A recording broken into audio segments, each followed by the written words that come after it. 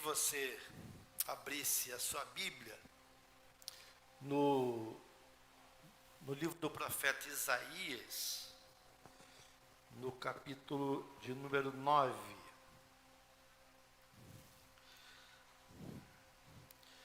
Isaías, capítulo 9.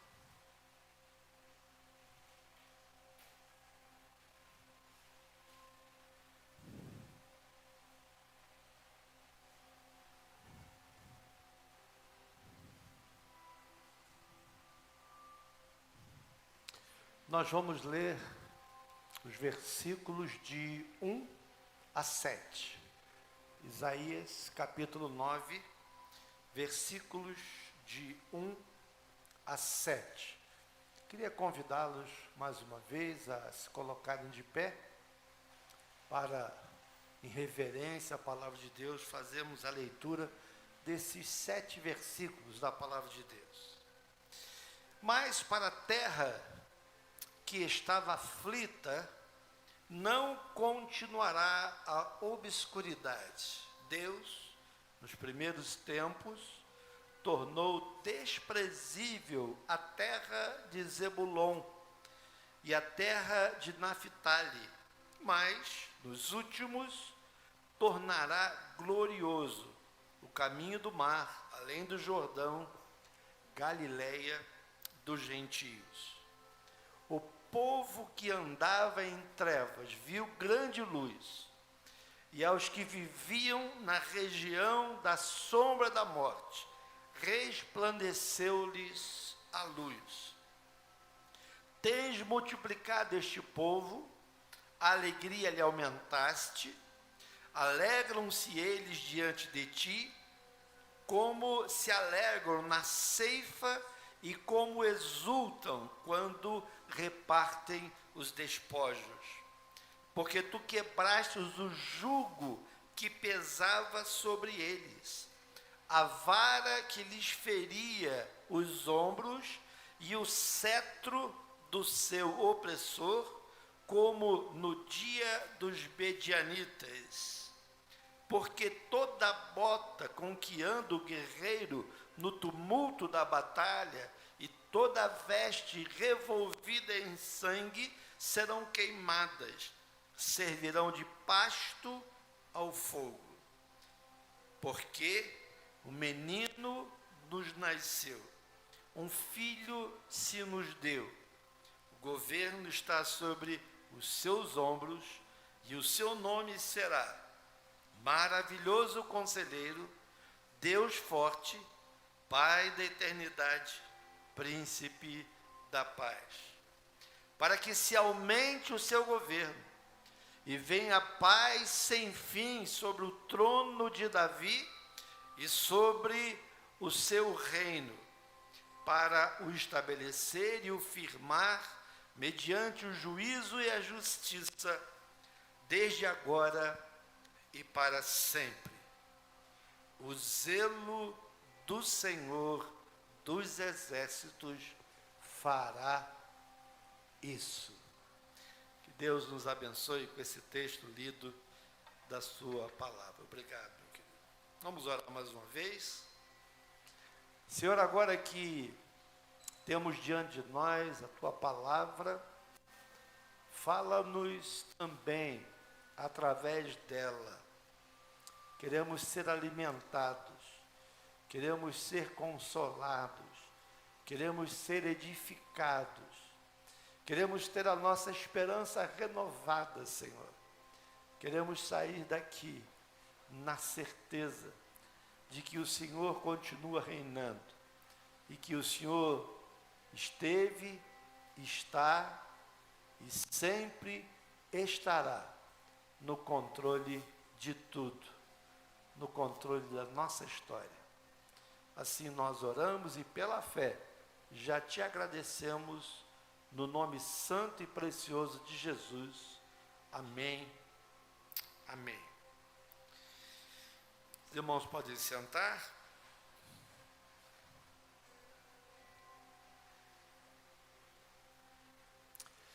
Esse é o mês de dezembro, né? Hoje de manhã a Glaucia já estava, a gente já começou a cantar os hinos natalinos, né?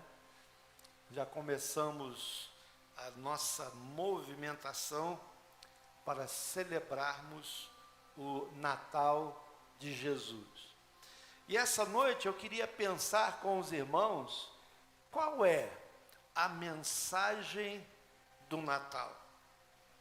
Que mensagem o Natal traz para mim, para você? É isso que nós queríamos pensar. Quando essa data se aproxima, né? Aqui as ruas, por exemplo, aqui da nossa cidade, não só da nossa cidade, né? Elas começam a ser decoradas, enfeitadas, né? As famílias, de uma maneira geral, começam a programar os encontros de fim de ano, né? Principalmente para comemorarmos juntos o Natal. Várias igrejas, né, preparam programações especiais, né? E eu tenho sentido falta aqui das nossas peças de Natal, nossas cantatas de Natal, não é? Queremos pedir a Deus que levante, como já tivemos tempos atrás, pessoas para que possamos estar fazendo coisas como as que fizemos em alguns anos atrás, quando tínhamos um coral e fomos para vários locais da cidade cantarmos as músicas do Natal que falam do nascimento de Jesus. Enfim, é a celebração, né, do nascimento de Jesus que a maioria, infelizmente nem todos, comemoram nessa data. Mas a pergunta que nós queríamos fazer e meditar nas respostas é exatamente essa. Quem é o Jesus do Natal? Quem é o Jesus do Natal? Não as crianças que a gente viu sair daqui agora, que elas são educadas aqui na igreja e lá na escola dominical, nos cultinhos à noite, nós falamos para elas do verdadeiro sentido do Natal. Mas crianças que não têm esse privilégio, elas acabam pensando que Natal é dia do bom velhinho de barba branca, né, chamado Papai Noel. É o dia de ganhar presente, é o dia de botar o sapatinho, né, na janela para esperar o Papai Noel chegar, né?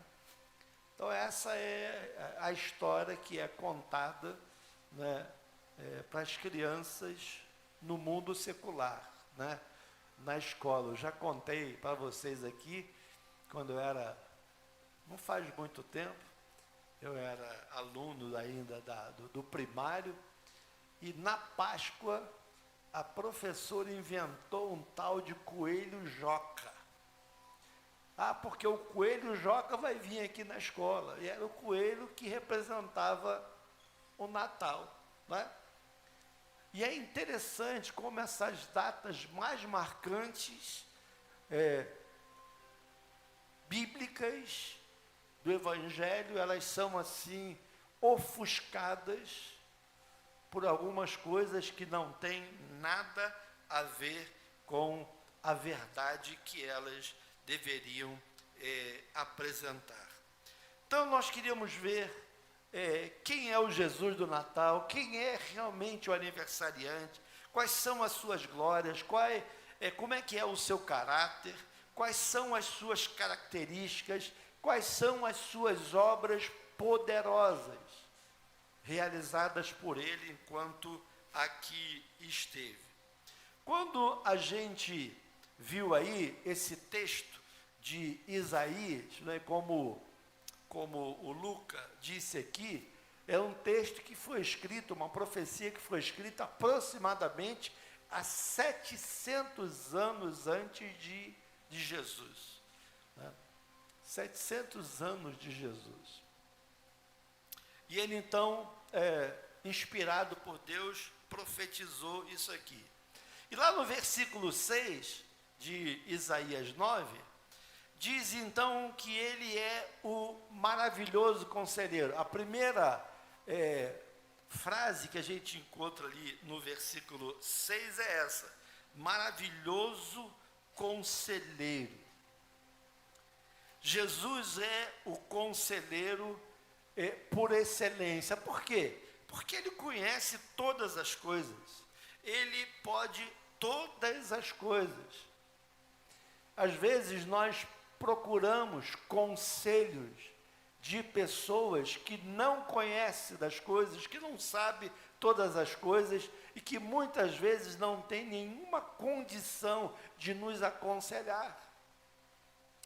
Quantas vezes, até mesmo casamentos, relacionamentos se desfizeram, porque ou ele ou ela foram buscar conselhos em amigos, amigas, qual o conselho que deram? Larga mesmo, esse cara é um trambolho. Essa mulher é isso assim, assim e tal. Larga mesmo, tem tanta mulher por aí no mundo, tem tanto homem no mundo aí, você vai encontrar alguém melhor para você. Quantas vezes a gente já não ouviu isso, esse tipo de conselho?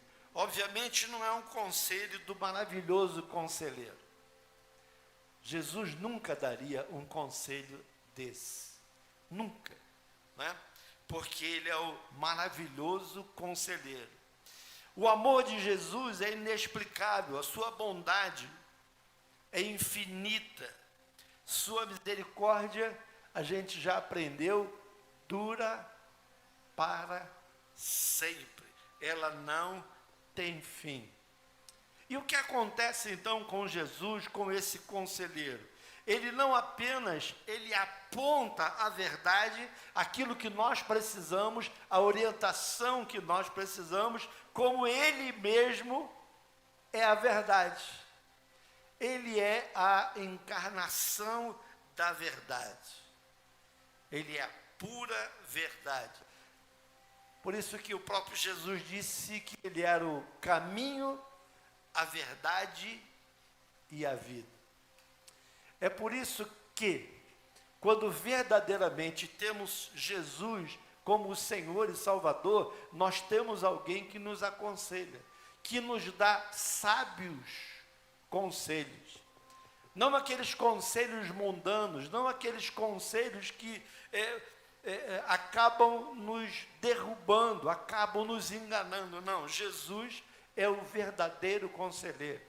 É aquele que conhece todas as coisas e ele conhece o nosso interior. Ele sabe quem nós somos. E é por isso que o profeta diz que ele é o maravilhoso conselheiro.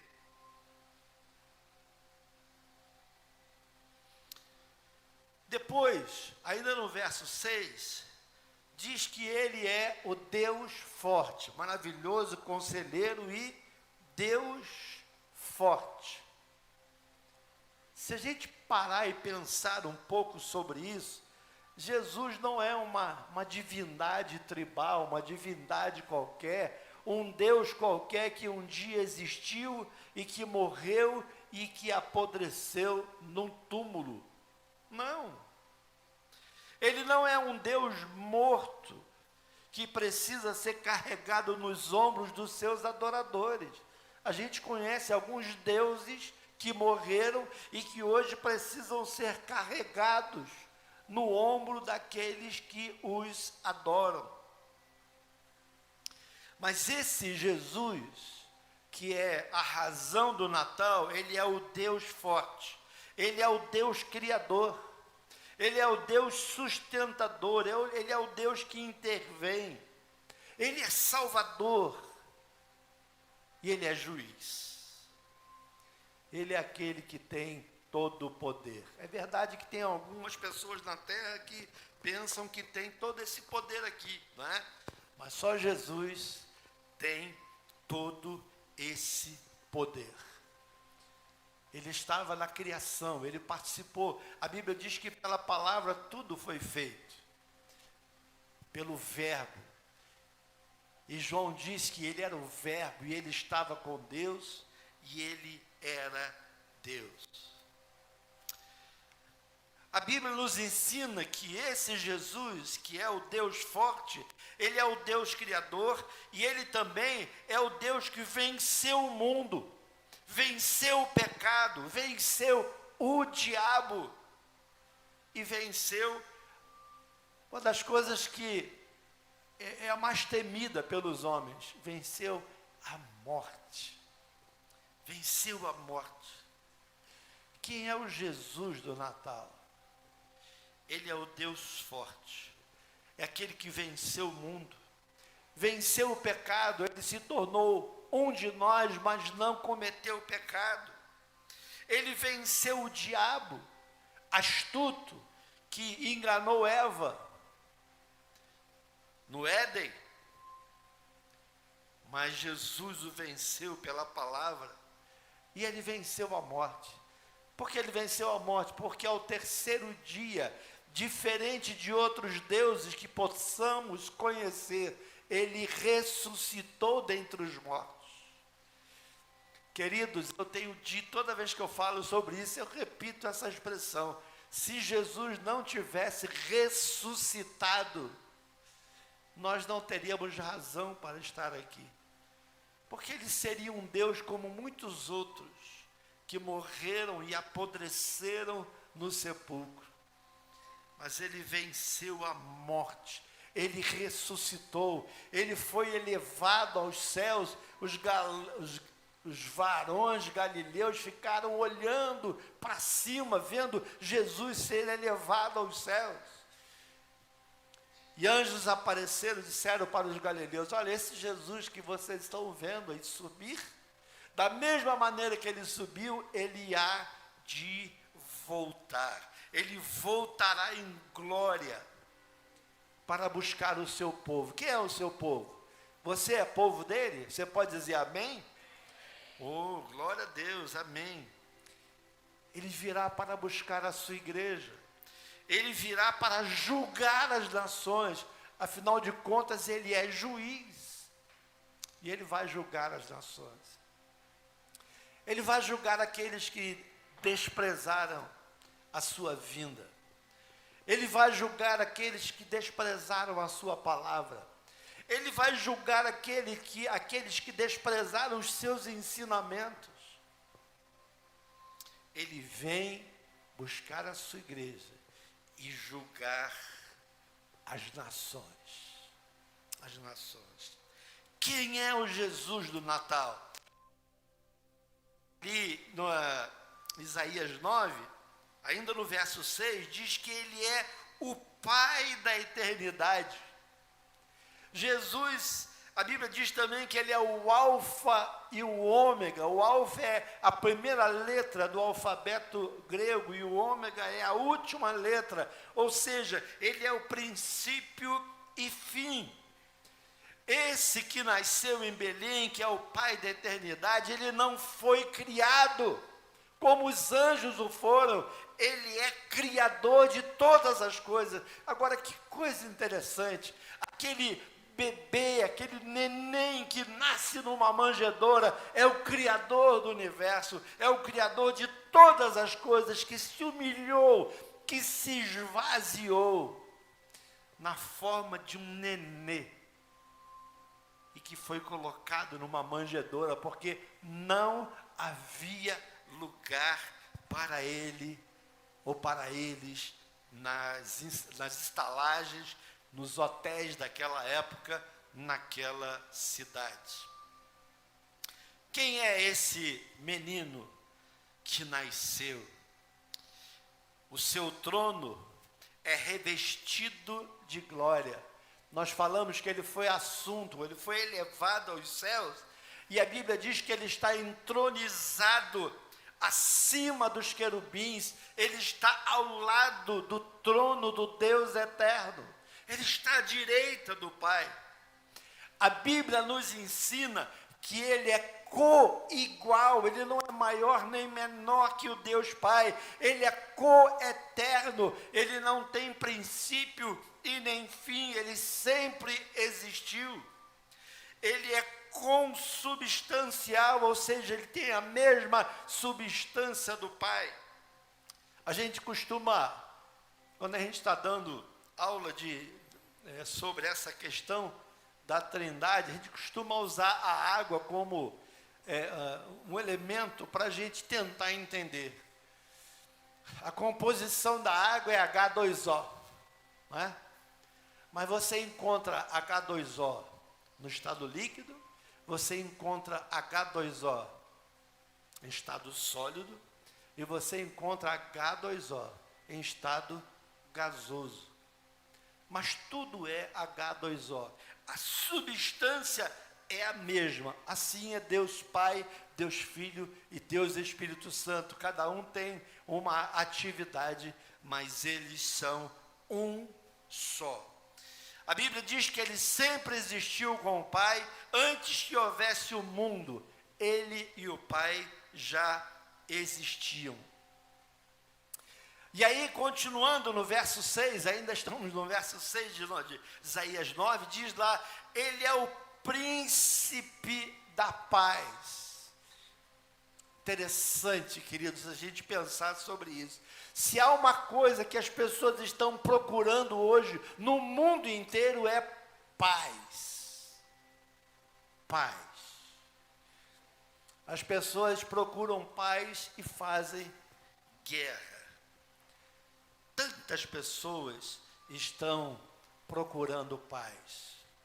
E a nossa paz, queridos, não é ausência de problemas. Tem gente que acha que paz é ausência de problemas.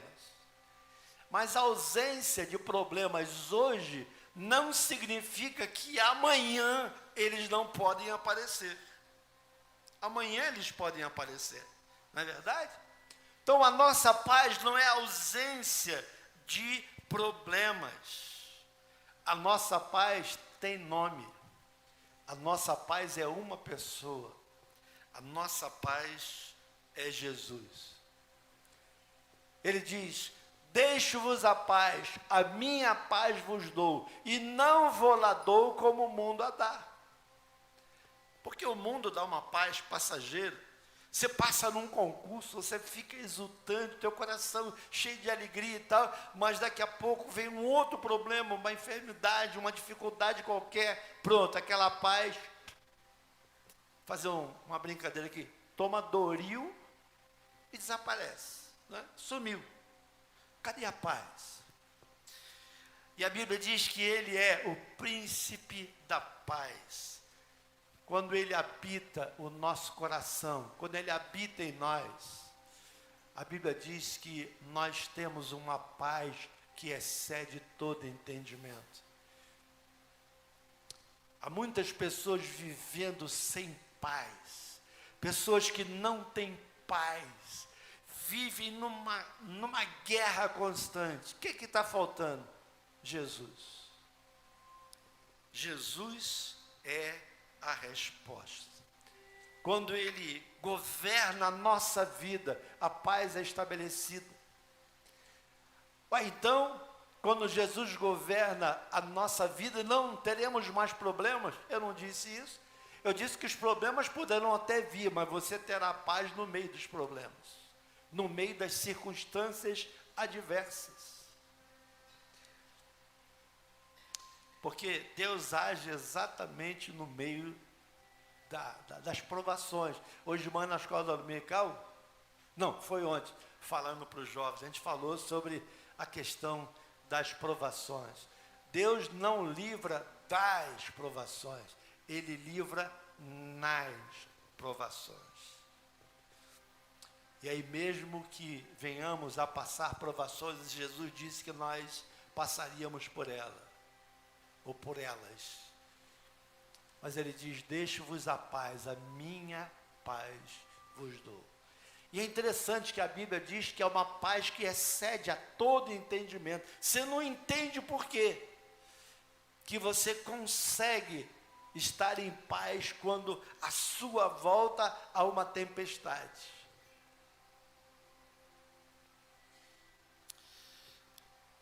Agora, caminhando ainda no texto de Isaías 9, agora nós vamos voltar lá para o verso 1.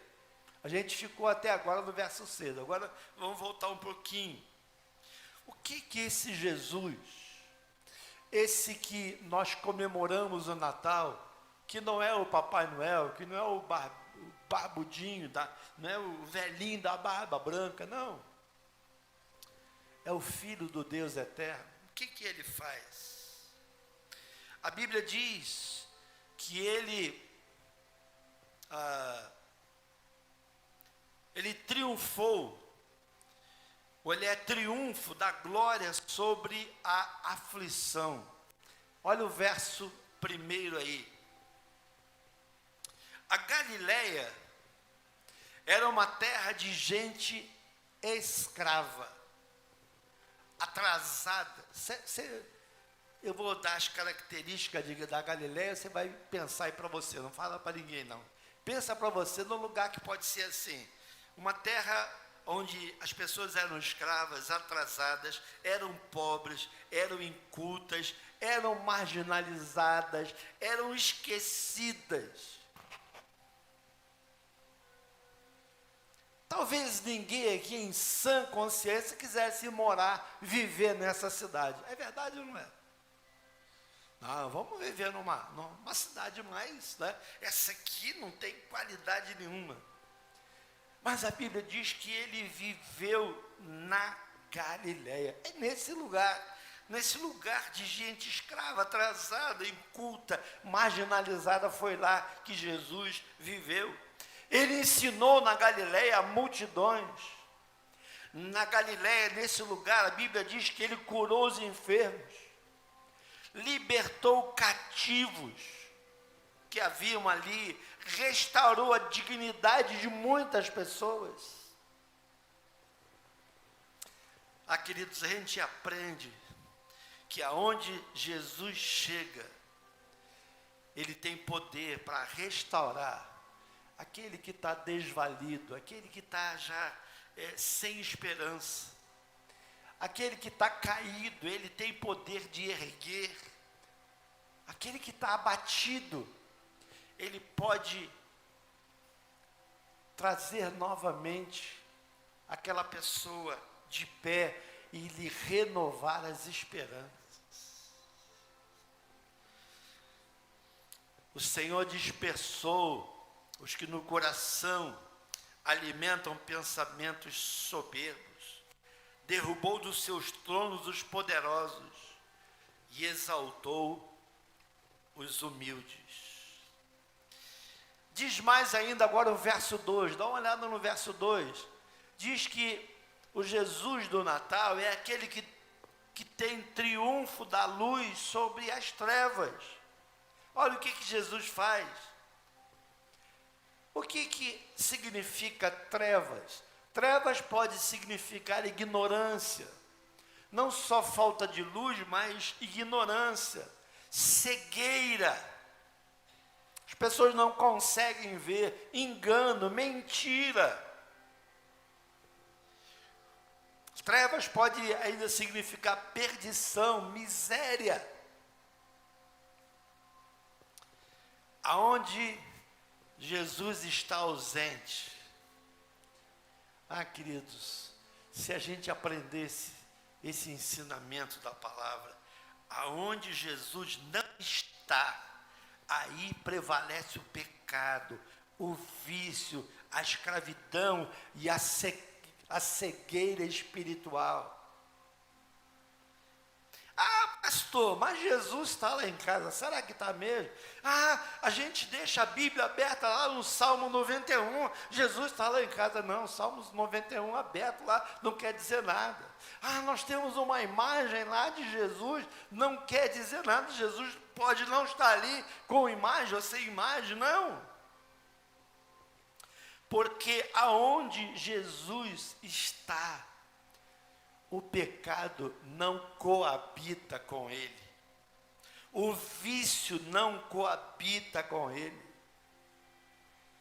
Se você convive com essas coisas, uma coisa você pode ter certeza: Jesus não está no lugar que você habita. Porque aonde Jesus está, o pecado não prevalece. Uma vida de pecado não prevalece. Uma vida de vício não prevalece. Uma vida de escravidão, de cegueira espiritual não prevalece aonde Jesus está. Mas quando Jesus chega, aleluia, aonde Jesus chega, chega a luz, raia a luz. A Bíblia diz que Jesus é o sol da justiça. A Bíblia diz que Jesus é a verdadeira luz que veio ao mundo. A Bíblia também diz que os homens amaram mais as trevas do que a luz e, portanto, se afastaram de Jesus. A Bíblia diz que quem segue a Jesus não andará em trevas. Se você verdadeiramente segue a Jesus, não é que você gosta de Jesus, não é que você tem assim uma certa queda por Jesus. O texto diz: se você segue a Jesus, se você verdadeiramente segue a Jesus, você nunca andará em trevas, porque aonde Jesus está, todas as coisas permanecem claras, não há nada obscuro. Luz também pode ser sinônimo de conhecimento. Jesus veio para revelar o Pai. Nós conhecíamos o Pai das revelações dos profetas, mas Jesus, quando ele vem, ele dá uma revelação que até então o homem não tinha, uma revelação completa do próprio Pai. Por quê? Porque Jesus é Deus feito carne. Ele se encarnou, ele se fez um de nós. Queridos, quando esse Jesus, o Jesus do Natal, entra no coração de uma pessoa, sabe o que acontece? Ele quebra o jugo da escravidão. Ele estabelece uma verdadeira liberdade.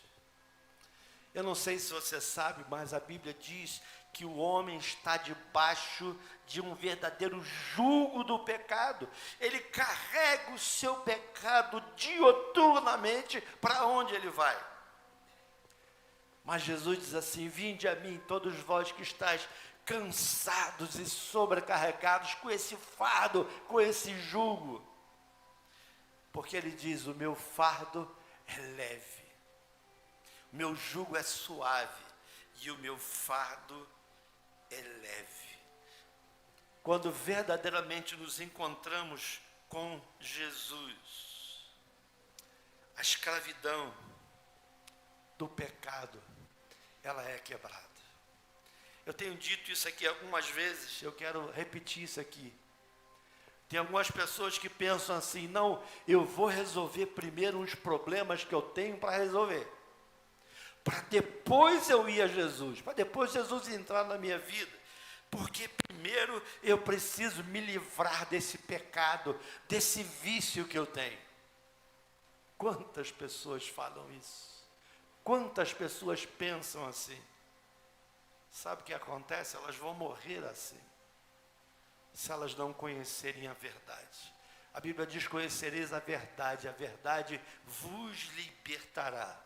É quando Jesus entra na nossa vida, é que a escravidão do pecado pecado é quebrado, o jugo do pecado é quebrado, porque a morte dele na cruz do Calvário pagou o nosso pecado, e é só quando nós recebemos o sacrifício de Cristo na nossa vida, quando nós recebemos e entendemos que ele morreu na cruz do Calvário, e eu entrego a minha vida a ele, aquele jugo de pecado é lançado naquela cruz. E aquele pecado, então, não me escraviza mais. A gente tem estudado isso aqui às terças-feiras, quando nós somos livres do pecado. Ah, queridos, que coisa gostosa é poder resistir ao pecado. O homem sem Jesus não consegue resistir ao pecado. O pecado é mais forte do que ele. Ele tenta, mas ele não consegue. Ele diz, mas por que eu não consigo? É porque sem Jesus não dá. Sem Jesus você não consegue vencer o pecado. No verso 3, aí de Isaías 9... nós vamos ver o triunfo da alegria sobre a tristeza. Onde Jesus chega, nasce a verdadeira alegria. O Natal foi anunciado como boa nova de grande alegria para todo o povo. Hoje as pessoas, elas estão vivendo entrincheiradas pela tristeza. Elas não têm, ou melhor, elas até têm diversão, mas não têm alegria. Olha que coisa interessante. As pessoas conseguem até se divertir, mas não têm alegria. A alegria é diferente da diversão. A diversão é ruim? Não. Quem não gosta de ver um filme, né, na Netflix, ver um filme, se divertir, um filme do estilo que você gosta, não tem nada errado em relação a isso. Mas isso não traz nem a mim, nem a você, a verdadeira alegria. Porque a alegria, ela só é gozada quando Jesus Cristo está gerando essa alegria dentro de nós. O Natal foi anunciado como uma boa nova de grande alegria. Grande alegria. Há muitas pessoas aí promovendo festas, banquetes, até mesmo no Natal. Mas elas não conseguem experimentar a alegria. Há muitas pessoas que chegam de uma festa, de um embalo, de uma balada, né? Pulou, dançou, tomou todas. E parecia que ela estava alegre. Mas quando ela chega em casa, toma um banho, se der para tomar, porque às vezes não consegue, e que elas põem a cabeça no travesseiro, aí começa a vir o arrependimento, começa a vir aquela tristeza, aquele vazio, que essas coisas não preenchem. Porque esse vazio só é preenchido pela pessoa de Jesus, pelo Espírito Santo de Deus na nossa vida. Há muitas pessoas que têm dinheiro, sucesso, fama, mas nada disso preenche o vazio dos seus corações. Quer uma prova disso? Quantos milionários você conhece? Milionários e pessoas famosas você conhece que tiraram a sua própria vida? Quantos famosos destruíram a própria vida através das drogas? Quantos você conhece? Quantos?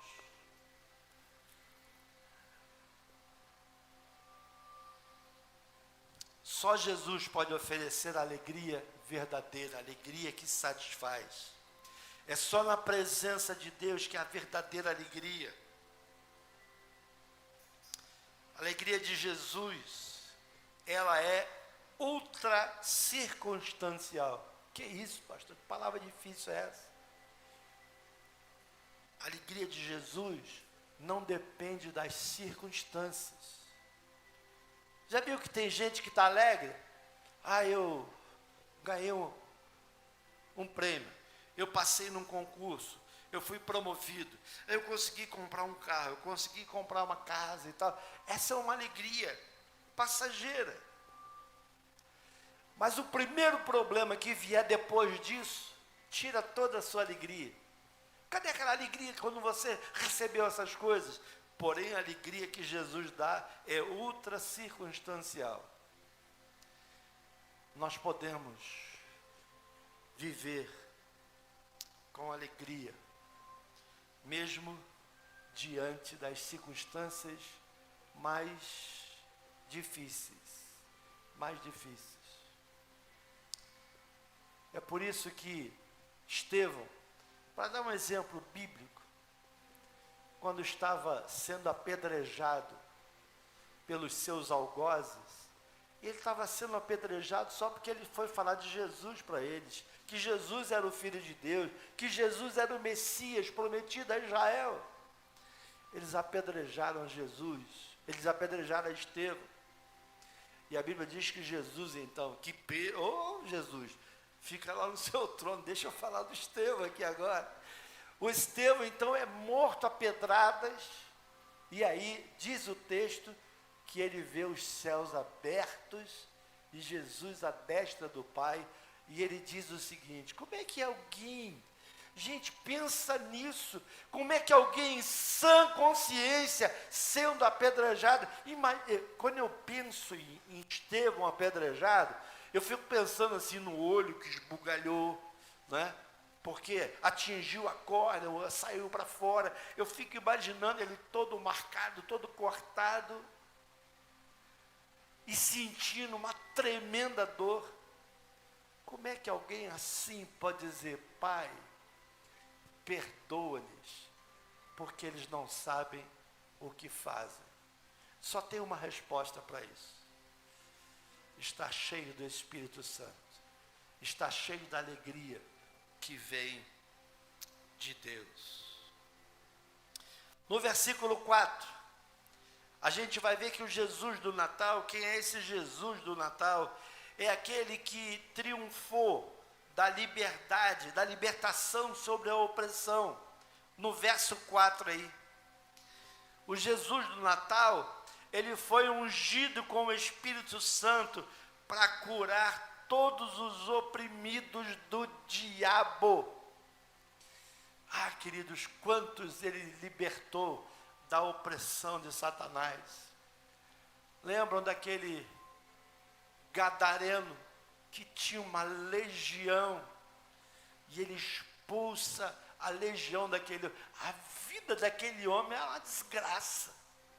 A Bíblia diz que ele morava nos sepulcros, nos cemitérios. A Bíblia diz que ele andava de dia e de noite, ele não dormia. Amarravam ele com corrente, ele arrebentava as correntes, tinha uma força descomunal.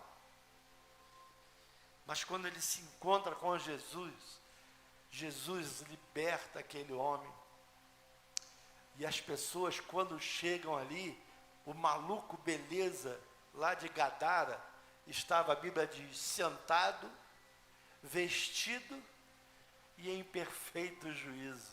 Olha o que Jesus faz. A transformação, ele é aquele que liberta as pessoas da opressão. Queridos, quantas pessoas hoje estão oprimidas pelo diabo? O príncipe desse mundo tem oprimido pessoas.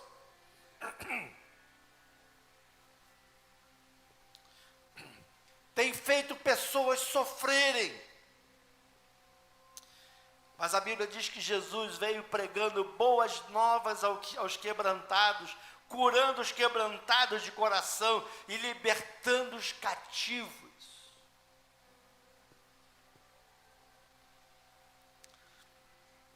Aonde há luto, aonde há cinzas, Ele traz o fulgor da sua glória.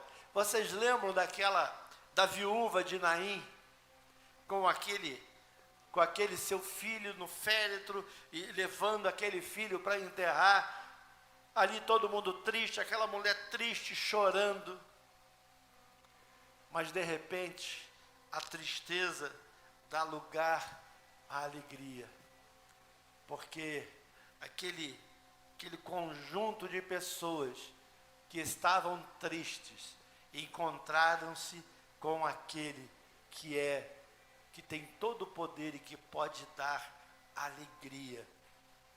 E Jesus então manda que aquele jovem se levantasse e o devolve à sua mãe. Onde há luto, ele traz alegria. Aonde há pranto e dor, ele derrama o óleo da sua alegria. Aonde há espírito angustiado, ele inspira canções de louvor. Só Jesus pode arrancar o homem do império das trevas, das potestades de Satanás. Ninguém sai das garras de Satanás a não ser por Jesus. Ninguém sai.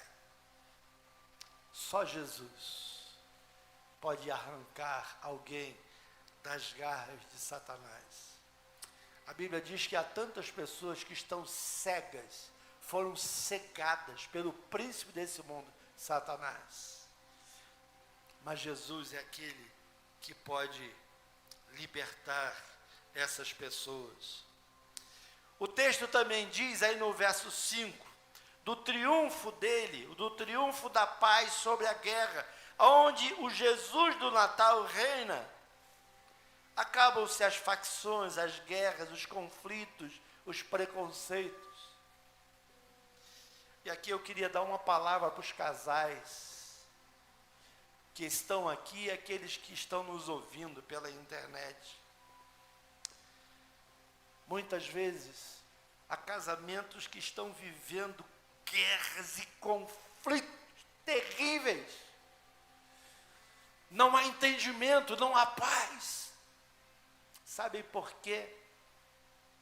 Porque Jesus não está lá.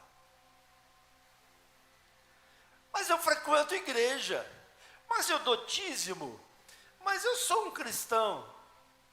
Há cristãos e cristãos. Se nós não somos cristãos comprometidos com Jesus, as vitórias não virão. E eu quero dar um exemplo com a palavra de Deus, essa questão. Ah, não, mas eu sou cristão, eu frequento a igreja, eu dou dízimo, eu sou membro da igreja. Não sou eu que diz, não, é Jesus que diz que vai chegar um momento em que Jesus vai separar assim as pessoas, um para a esquerda, outro para a direita. E as pessoas vão dizer, mas Jesus, como? Eu quero ir para o céu, eu estava na tua casa, eu estava na tua igreja, nós profetizamos em teu nome. Nós expulsamos demônios em teu nome. Nós curamos em teu nome. E Jesus vai dizer para eles assim, e foi mesmo. Mas eu quero dizer uma coisa para vocês, eu não vos conheço, porque vocês fizeram tudo isso, mas andaram praticando o pecado, andaram vivendo no pecado. Vocês foram uma figura de cristãos, nunca cristãos verdadeiros. É isso que Jesus vai dizer. E quem sou eu para julgar? É Jesus que vai fazer essa separação. É por isso que às vezes na igreja, a gente olha assim, mas estou falando na igreja de um modo geral, não estou falando só aqui. Aquela pessoa não parece ser crente, aquela pessoa não parece ser crente. Mas a Bíblia fala de joio e trigo, que são parecidos. E se você for arrancar o joio, antes que ele amadureça, você pode arrancar o trigo junto. É por isso que a Bíblia diz que é Jesus quem vai fazer a separação. Não somos nós, não são os pastores oficiais da igreja, não são os membros da igreja, é o Senhor que vai fazer a separação de quem é dele e quem não é. Dentro da família, a guerra dentro dos corações do homem, da mulher, A maior necessidade das pessoas não é de mais dinheiro, mais conforto ou mais diversão, embora isso não seja pecado, são coisas válidas. Mas essa não é a nossa maior necessidade. A nossa maior necessidade é Jesus, é compromisso com Jesus, é andar segundo a sua palavra, é obedecer a palavra e andar de conformidade a ela. E aí seremos abençoados. Aí teremos paz nos nossos relacionamentos, porque aonde Jesus reina não há espaço para ódio. Se você odeia alguém, me desculpe, mas Jesus está bem longe de você, querido, querida. Se você tem mágoa de alguém, se você pensa em se vingar de alguém,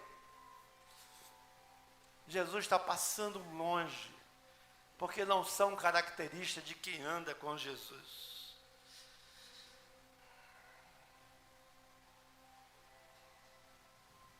Onde Jesus chega, reina o amor. O perdão é concedido. Perdão é concedido. A reconciliação acontece. Oh, você me perdoa. Ah, eu também, eu errei. Aí, as pessoas se humilham. Elas não são orgulhosas. Elas se humilham. E a Bíblia diz que aqueles que se humilham serão exaltados.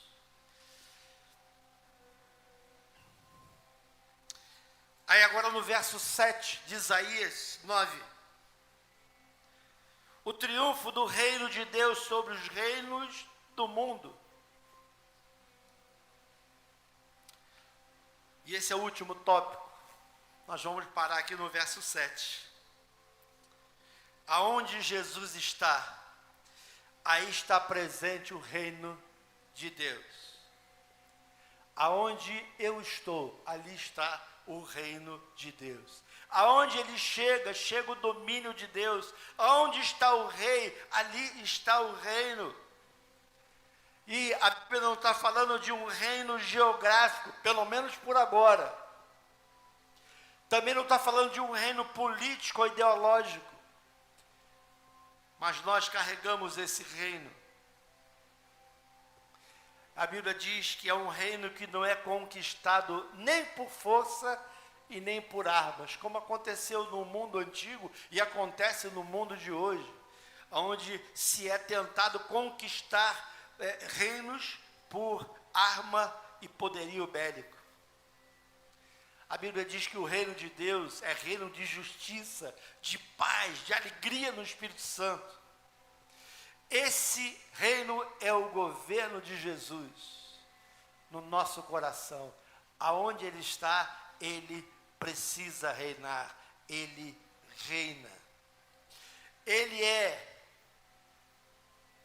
ou melhor, e o senhorio de Jesus sobre a vida daqueles que confessam o seu nome, ali está o reino de Cristo. Esse reino está entre nós e dentro de nós. Jesus falou que o reino já havia chegado. O reino é chegado. Jesus pregou sobre isso. O reino é chegado.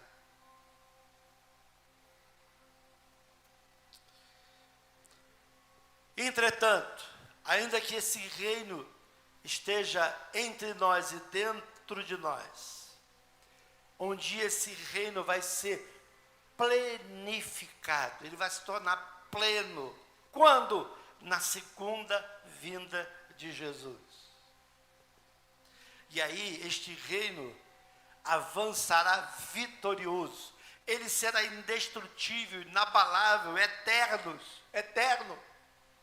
Se você olhar desde o tempo das histórias bíblicas e depois olhar para a história da sociedade que vivemos, nós vamos ver que reinos caíram, né? Reinos, nações deixaram de existir. Quantas nações daquela época não existem mais hoje, da época bíblica, por exemplo, não existem mais hoje. Por quê? Porque são reinos terrenos e passageiros. Mas esse reino de Jesus, aleluia, a Bíblia diz que ele governará de mar a mar. A Bíblia diz que a terra se encherá do conhecimento do Senhor, como as águas cobrem o mar. E a Bíblia diz que todo joelho vai se dobrar diante do Senhor Jesus. Toda língua há de confessar que o Jesus do Natal, ele é Senhor. Ele é Senhor para a glória de Deus Pai. Queridos, essa é a sublime mensagem do Natal.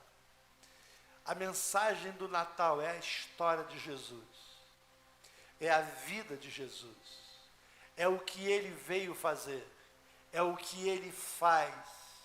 E é o que ele vai fazer no cumprimento da sua palavra.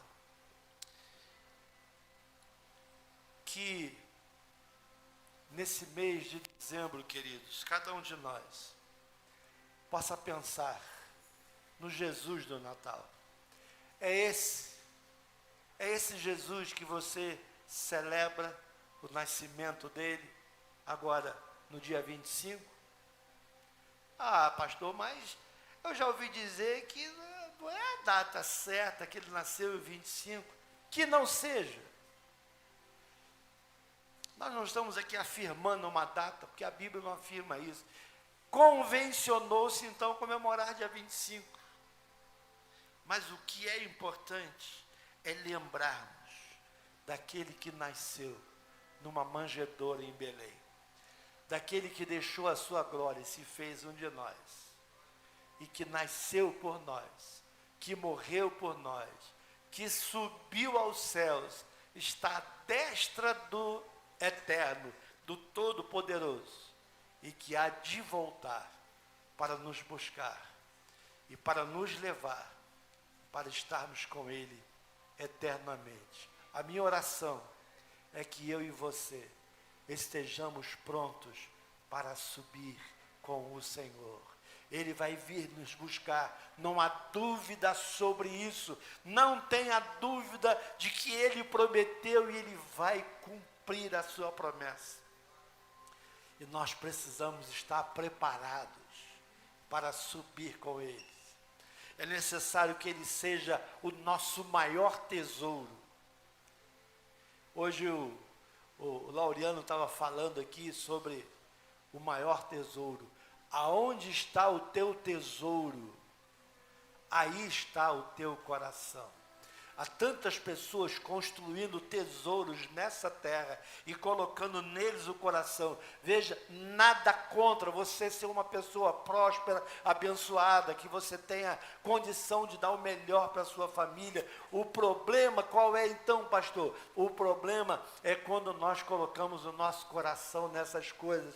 O problema é quando as coisas materiais tomam o primeiro lugar na minha vida. Eles acabam se tornando o Senhor da minha vida. Aí a coisa pega. Esse é o problema. Queridos, que Deus nos abençoe. Que brevemente, Maranata, que nós possamos estar prontos para subir e estarmos eternamente com o Senhor. Que Deus então nos abençoe.